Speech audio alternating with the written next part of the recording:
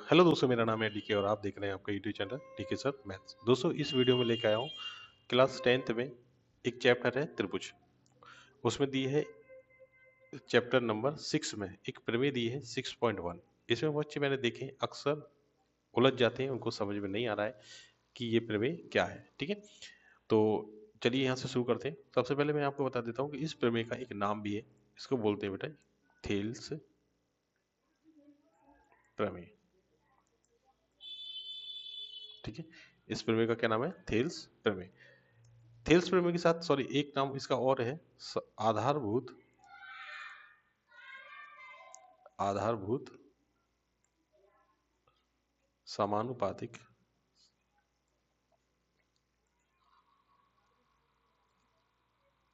समानुपातिक प्रमेय। ठीक है, इसका एक नाम ये भी है। तो ठीक है, इसको समझ लेते हैं।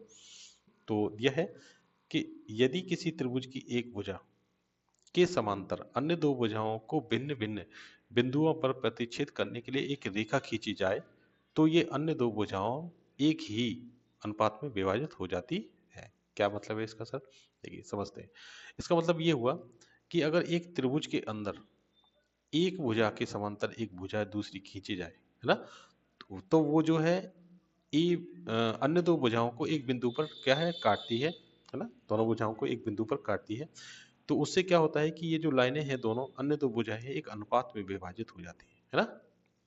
ठीक है, तो इसको जो सॉल्व करेंगे, है ना, तो क्या सॉल्व करना है? हमें ये सॉल्व करना है कि ये ए डी अनुपात डी बी के, ऐसे ही सॉल्व करना है हमें क्या, ए ई का जो अनुपात है ई सी के, ये दोनों आपस में कैसे बराबर है ना। तो चलिए शुरू करते हैं। तो इसको सिद्ध करने के लिए हमें सबसे पहले जो इसमें दे रखा है उसको लिख लेते हैं। जो क्या इसमें दिया है, तो इसमें क्या दिया है? तो इसमें दिया है बेटा, दिया है, दिया गया है कि एक त्रिभुज है ए बी सी, उसमें हमें क्या दिया है कि डी ई जो लाइन है वो समांतर है किसकी? बी सी के। ठीक है, यही तो दिया है इसमें। ठीक है, सिद्ध हमें क्या करना है? इसमें सिद्ध करना है वो लिख लेते हैं। जो सिद्ध करना है वो भी लिख लेंगे। सिद्ध करना है, सिद्ध क्या करना है कि ए डी बटे डी बी का अनुपात जो है किसके बराबर है? ए ई का अनुपात बटे ई सी के अनुपात के। ठीक है, A D upon B D B बराबर हमें सिद्ध करना है किसके? ए ई अपॉन ई सी के, ये हमें सिद्ध करना है। तो इसको सिद्ध करने के लिए सबसे पहले हमें इसमें बेटा कुछ क्या करनी पड़ेगी? हमें अपनी तरफ से रचनाएं करनी पड़ेंगी। तो लिख देते हैं रचना क्या करनी पड़ेगी। रचना क्या करनी पड़ेगी सर, देख लेते हैं। रचना क्या करनी पड़ेगी हमें? बी पॉइंट को किससे मिलाएंगे हम? ई से मिलाएंगे। ठीक है, और सी को किससे मिलाएंगे? डी से मिलाएंगे। किससे मिलाएंगे? डी से मिला दिया हमने। ठीक है, तो यहाँ लिख देते हैं हमने जो किया है काम कि बी सी को मिलाया मिलाया तथा बी सॉरी बी सी को नहीं, बी सी नहीं, बी ई को मिलाया, है ना। लिख देता हूं मैं, बी और ई को मिलाया है, और इधर हमने किसको मिलाया? सी को डी से मिलाया। ठीक है, से मिलाया। ठीक है, इन दोनों को मिलाया। और क्या किया हमने कि डी पॉइंट से, है ना, बिंदु डी से हमने ए ई पर एक क्या डाल दिया? लंब डाल दिया। ऐसे ही ई से ए डी पर लंब डाल दिया। ठीक है, इनके नाम लिख देता हूँ। इसका नाम हो गया एम और इसका नाम डाल देता हूँ एन। ठीक है, ये हमने क्या डाले? लंब डाले। तो इसे को भी लिख देता हूँ। तो हमने क्या किया कि डी एम एक लंब डाला किस पर? ए ई पर, तथा ई एन लंब डाला किस पर? ए डी पर। ठीक है, ये हमने रचना की। अब हम चलते हैं इस पे उपपत्ति करते हैं ना। तो उपपत्ति लिख लेते हैं। उपपत्ति, उपपत्ति मतलब इसका हम सॉल्व करेंगे। तो देखिए सॉल्व करने के लिए हमें क्या क्या करना पड़ेगा। सॉल्व करने के लिए सबसे पहले हमें दो त्रिभुज लेने पड़ेंगे, है ना। क्योंकि हमें कौन सी लाइन चाहिए, ए डी चाहिए और डी बी चाहिए।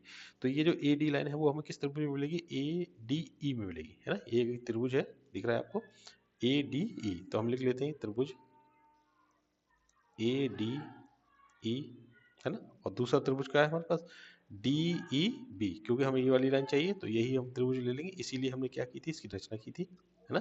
तो कौन सा त्रिभुज मिला हमें, त्रिभुज डी ई बी, ठीक है। में क्या करना पड़ेगा इन दोनों में, कि अगर इन दोनों त्रिभुजों के, है ना, ए डी ई के और डी ई बी के मैं क्या निकालूं, क्षेत्रफल निकाल लूं, है ना। तो क्या करते हैं, इसका क्षेत्रफल निकाल लेते हैं। तो लिखेंगे यहाँ त्रिभुज ए डी ई का क्षेत्रफल और किसका क्षेत्रफल बेटा, और हम निकालेंगे क्षेत्रफल किसका, त्रिभुज डी ई बी का क्षेत्रफल, ठीक है। क्षेत्रफल का जो फॉर्मूला होता है, त्रिभुज के क्षेत्रफल का फॉर्मूला होता है 1/2, क्या होता है, आधार गुणा ऊंचाई, ये इसका फॉर्मूला होता है, ठीक है। तो अब हम इस त्रिभुज में रख देंगे इसकी वैल्यू। तो देखिए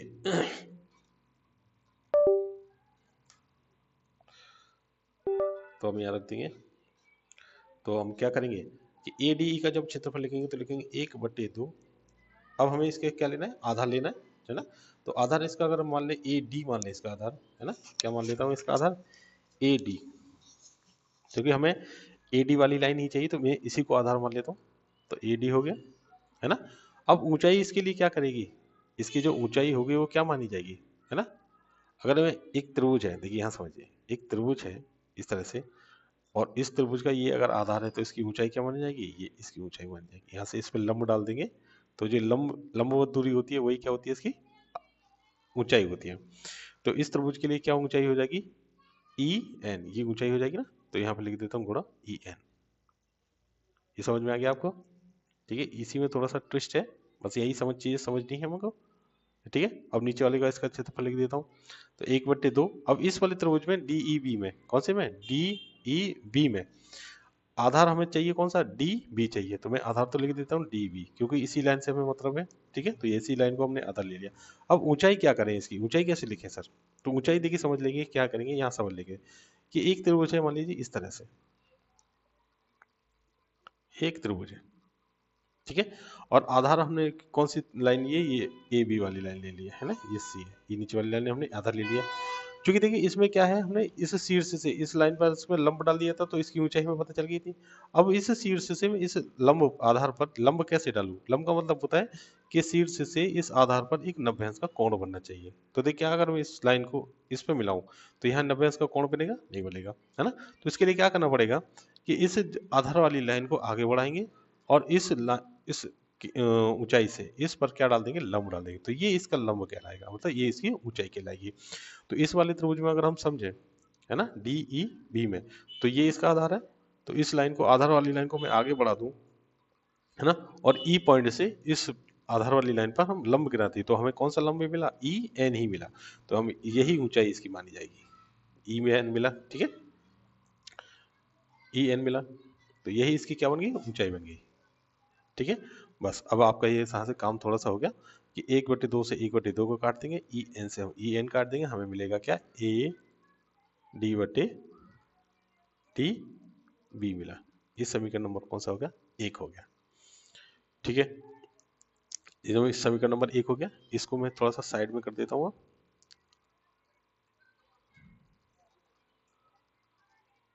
ठीक है। इसको हम थोड़ा साइड में कर देते हैं और इसको भी साइड में कर देते हैं, ठीक है। ये समीकरण नंबर 1 हो गया, ठीक है। इसको मैं यहाँ से हटा देता हूँ, ठीक है। अब हम चलेंगे अपने त्रिभुज ए इस लाइन पे हमें ये लाइन तो हमारी सॉल्व होगी, सॉरी ये यहाँ से मिट गया, तो इसको मैं लिखूंगा क्या, ए ई है ना, और डी बी, ये सॉल्व हो गया है ना। सॉरी ये गलत हो गया, यहाँ से मैं यहाँ से इसको हटा देता हूँ पूरा और फिर से लिख देता हूँ। हमारे पास यहाँ से क्या बचा है, ए डी बचे डी बी, और ये समीकरण नंबर कौन सा बन गया, 1। अब आगे चलते हैं। अब हमें कौन सी लाइन लेनी है, ए ई लेनी है और ई सी लेनी है। तो किस में त्रिभुज में मिलेगी, हमें ए ई डी में मिलेगी। तो लिख लेंगे त्रिभुज, इन दोनों के क्या निकालेंगे हम, त्रिभुज के क्षेत्रफल निकालेंगे तो सीधे सीधे। तो लिखेंगे त्रिभुज ए ई और डी का क्षेत्रफल, ठीक है, बटे कौन सा त्रिभुज लेंगे, अब ये वाला लेंगे डी ई सी। तो लिख देते हैं डी ई सी का क्षेत्रफल, ठीक है। क्षेत्रफल का फॉर्मूला हमारे पास यहाँ लिखा हुआ है कि 1/2 गुणा आधार। अब इसको मैं आधार क्या मान लेता हूँ, इसको आधार क्या मानूंगा मैं, इस वाले त्रिभुज में ना, तो इसको आधार मानेंगे क्या हम, ए ई लाइन नहीं मानेंगे ना, तो क्योंकि हमें यही लाइन चाहिए है ना। लिख देते हैं ए ई, और ऊंचाई इसकी क्या हो जाएगी, इसको मैंने आधार माना है तो इस पे जो लंब डाला था हमने डी और एम, यही क्या हो जाएगा, इसका आधार हो जाएगा डी एम, ठीक है। अब इस वाले त्रिभुज में लेते हैं, इस वाले त्रिभुज में हमने आधार क्या मानेंगे, ई सी, क्योंकि हमें यही वाली लाइन चाहिए। तो लिख देते हैं 1/2 इंटू ई सी, है ना। और इसके लिए लंब के लिए क्या करेंगे, जैसे हमने इस वाले त्रिभुज में क्या किया था, इस आधार को आगे बढ़ाया था, ऐसे इस त्रिभुज में हम इस आधार को आगे बढ़ाएंगे और एम पर जो हमें ये लंब मिला है, यही क्या हो जाएगी, इस त्रिभुज के लिए क्या हो जाएगी, ऊंचाई हो जाएगी। तो ये भी क्या हो जाएगी, ऊंचाई इसकी हो जाएगी। इससे डीएम से ये डीएम कट जाएगा, 1/2 से ये 1/2 कट जाएगा, और यहाँ से हमें मिलेगा ए ई अपॉन डी बी। ये समीकरण नंबर इसको हम डाल देते हैं 2, ठीक है। ये समीकरण नंबर कौन सा हो गया, 2। आगे चलिए, अब हम चलते हैं आगे, ठीक है। अब समझने की कोशिश करेंगे यहाँ से, ठीक है। अब देखिए, चूंकि हमें दिख रहा है कि ये वाला जो त्रिभुज है, कौन सा त्रिभुज, ये त्रिभुज दोनों, कौन सा त्रिभुज, ए लिखेंगे ए डी ई बराबर है त्रिभुज ए ई डी के। कैसे बराबर है सर, क्योंकि ये जो त्रिभुज है ए डी ई और ये वाला त्रिभुज D E D E A D E A D E, ये त्रिभुज एक ही त्रिभुज तो है, तो ये हमेशा इसका जो क्षेत्रफल इसका था वही इसका होगा। तो ये तो हो गया यहाँ से बराबर, ये बराबर हो गया है ना। तो मैं यहाँ से लिख दूं समीकरण नंबर, इसको क्या लिख दूं, 3 लिख दूं, समीकरण नंबर 3 ये मिल गया मैंने, ठीक है। अब देखिए हमें सोल्व क्या करना है ना, इसको समीकरण नंबर 100 नहीं लिखते हैं, इसको यहाँ से हटा देते हैं अभी, है ना। ये हमारे पास यहाँ से सॉल्व हो गया है ना, ये हमारे पास दोनों आपस में कैसे हो गए, बराबर हो। इसको लिख देते हैं समीकरण नंबर, ठीक है, लिखा रहता हूँ समीकरण नंबर 3। अब आगे चलते हैं, अब हमें क्या सॉल्व करना है। अब देखिए ध्यान से देखेंगे बेटा, है ना, ध्यान से देखेंगे तो क्या देखेंगे अब हम, क्योंकि ये जो दोनों त्रिभुज थे आपस में बराबर हो गए, मतलब ए डी किसके बराबर हो गया, ए ई के बराबर हो गया, मतलब ये वाली लाइन इसके बराबर हो गई। अब हमें ये वाली जो लाइन है आपस में ये बराबर अगर हम दिखा दें तो हमारा काम बन जाएगा। तो देखिए इन दोनों को हम कैसे दिखाएंगे, तो देखिए हमने क्लास 9th में एक कॉन्सेप्ट पढ़ा था कि अगर दो समांतर भुजाओं के बीच में, है ना, अगर त्रिभुज बना है, एक ये त्रिभुज बना है ना, इसका आधार क्या है, ए बी और सी, एक ये त्रिभुज बना है, और इसी आधार से हमने एक दूसरा त्रिभुज बना दिया, ये आधार लिया और दूसरा त्रिभुज बना दिया ए डी बी। तो ये दोनों आपस में कैसे होंगे बेटा, यहाँ समान होंगे, है ना, समान होंगे। तो बीपीटी से क्या हो जाता था, सॉरी सीपीसीटी से, तो ये दोनों आपस में कैसे हो जाते हैं, बराबर हो जाते हैं। मतलब अगर इस कॉन्सेप्ट में अगर मैं ले लूँ, है ना, इसमें अगर ले लूँ तो ये हमारे पास ये लाइन और ये लाइन दोनों कैसे समांतर है, और इसको मैं अगर आधार मान लूँ, किसको आधार मान लूँ, डी ई को मान लूँ, तो ये जो त्रिभुज दोनों बने हैं ये हमारे दोनों कैसे हो जाएंगे, समान हो जाएंगे, समान हो जाएंगे। तो ये लाइन इस लाइन की कैसे हो जाएगी, बराबर हो जाएगी। मतलब क्या बराबर हो जाएगी, डी बी बराबर हो जाएगा और ई सी बराबर हो जाएगा। तो मैं यहीं पे लिख देता हूँ, है ना।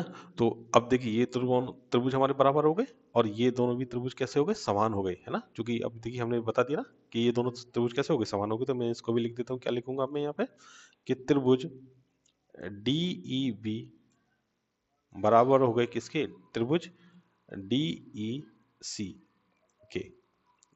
ये दोनों आपस में कैसे हो गए, बराबर हो गए। तो अब हम यहाँ आसानी से लिख सकते हैं बेटा, क्या लिख देंगे कि समीकरण से, निम्न समीकरणों से, इसको लिख देता हूँ समीकरण नंबर 4। ठीक है, तो ये दोनों कैसे बराबर हो गए कि हमारे पास एक कक्षा 9th में हमने पढ़ी है, वो हमें यहाँ से एक लाइन लिख देते हैं। यहाँ पे क्या लिखी हमने कि समान आधार, समान आधार कौन सा है ना, समान आधार हम कौन सा लेंगे कि DE समान आधार है ना। तो DE समान आधार से, DE समान आधार तथा समांतर लाइन, समांतर रेखाओं, रेखाओं कौन कौन सी समांतर रेखा बेटा, DE और BC है ना, DE और BC। तो लिखेंगे यहाँ पे DE तथा BC पर क्या है, स्थित बिंदु है, स्थित त्रिभुज है ना। त्रिभुज से क्या हुआ हमारे पास, हमें क्या सिद्ध होगा, अब लिख देंगे हम यहाँ से, ये सिद्ध हो गया ना, ये वाली लाइन इससे आधार से ये सिद्ध हो गई है ना। अब हम लिख देंगे कि समीकरण 1, 2, 3 और 4 से है ना, से क्या सिद्ध हो गया, क्या सिद्ध हो गया कि जो समीकरण थे हमारे क्या, कि AD बराबर किसके हो गया, DB के, मतलब AD अपॉन DB बराबर हो गया किसके, AE बटे EC के। ये सिद्ध हो गया। ठीक है, इसको लिखेंगे इति सिद्धम और लिख देंगे हैंस प्रूव्ड। ठीक है, वीडियो अगर अच्छा लगा हो तो वीडियो को लाइक करके चैनल को सब्सक्राइब कर लें और अपने दोस्तों के पास भी इस शेयर कर दें। और कोई भी अगर दिक्कत आ रही हो, कुछ पूछना हो तो इस वीडियो को कमेंट बॉक्स में मुझे जरूर पूछें। तब तक के लिए धन्यवाद।